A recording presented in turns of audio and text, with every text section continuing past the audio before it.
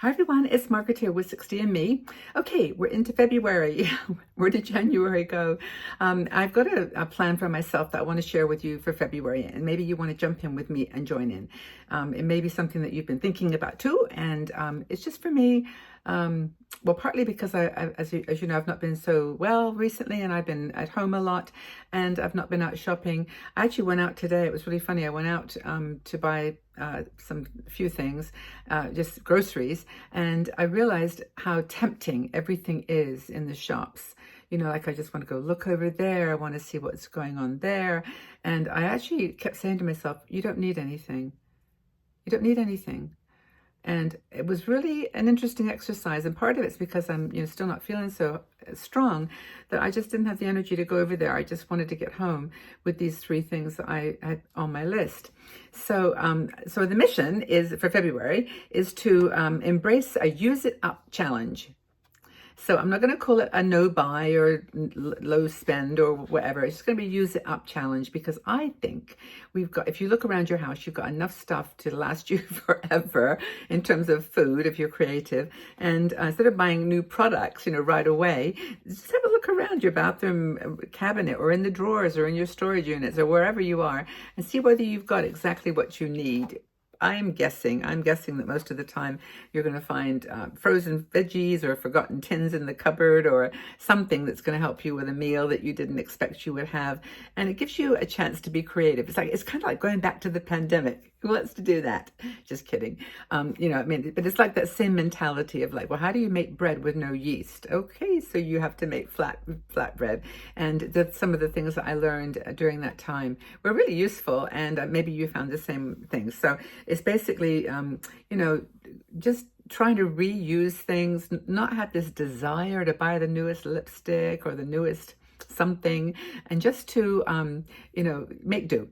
So maybe we could call it Make Do February, but it's, how to save on groceries and toiletries to start with. Well, plan your meals around what you already have. Totally. Yes, you want to get some fresh veggies or some milk or whatever, but you've probably got enough that you can make a meal with. And make a week-long pantry potluck, where you create new recipes solely from the things you've got. Now, I know we talk about AI and ChatGPT. They're good for giving you ideas. Just say, look, I've got this, and this. What are 3 recipes that I can make? Miraculously, they will help you. But that's not just ChatGPT. You can just go online and do that. Get creative. Share your creations with other people. Literally, last night my daughter-in-law and son brought me a little care package of food. She's a really good cook, and just a little package of veggies and rice and things. You can just make them up from all the stuff you've got in your life already. So batch cooking, just choose a couple of days and just cook like soups, just rice and things, tabbouleh, couscous, just make little pre-set meals. Pretend that you're going to the shop and spending $10 on a ready-made meal with couscous and falafel or something, but you can do it.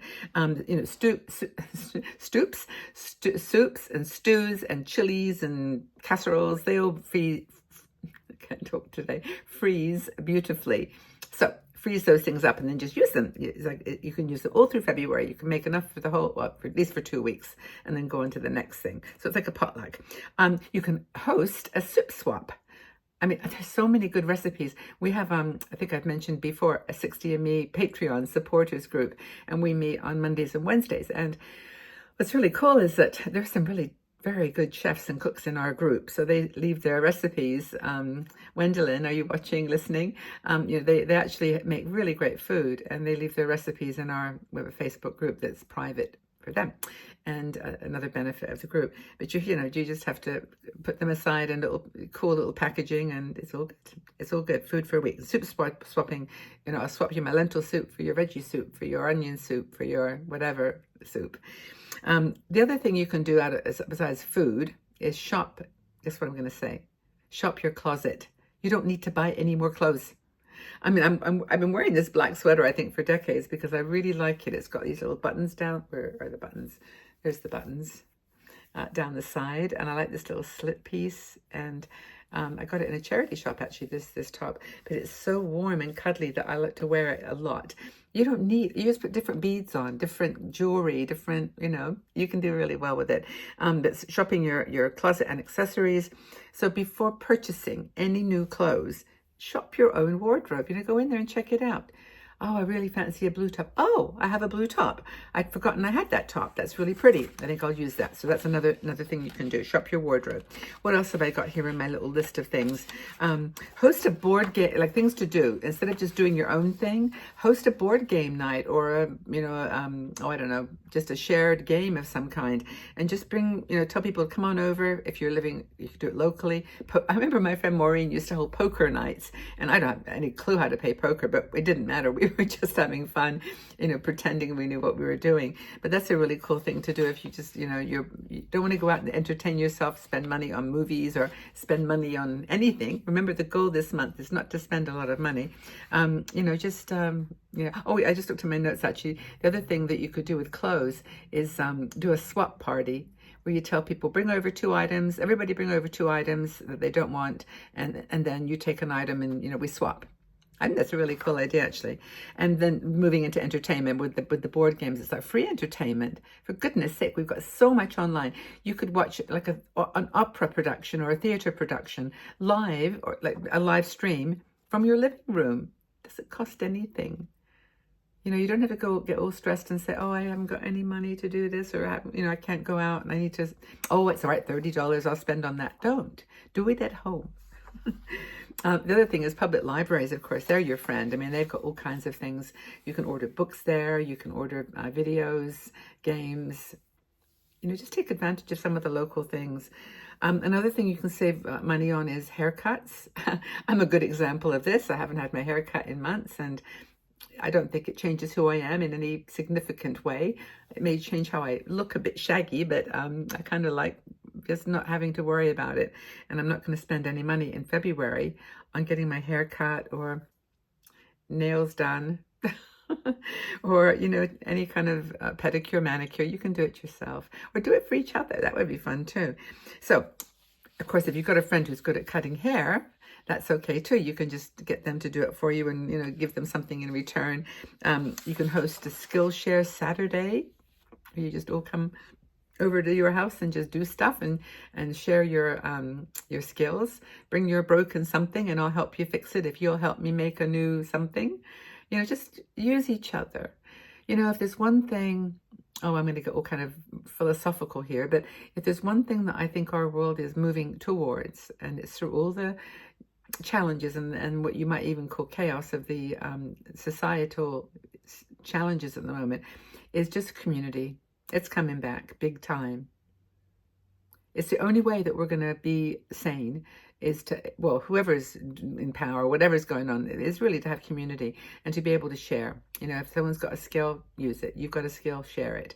And, just make the best of community and share your skills and your what you've got with as many people as you can. Another thing is to embrace no spend days. These are fun. I kind of broke it today because I bought those 3 things that I needed. But if you can just say today, Friday, is going to be my no spend day, or every Friday is going to be a no spend day. That's kind of cool. And just no coffee, no food, no trinkets, no jewelry, no makeup, no purchases online or in real life.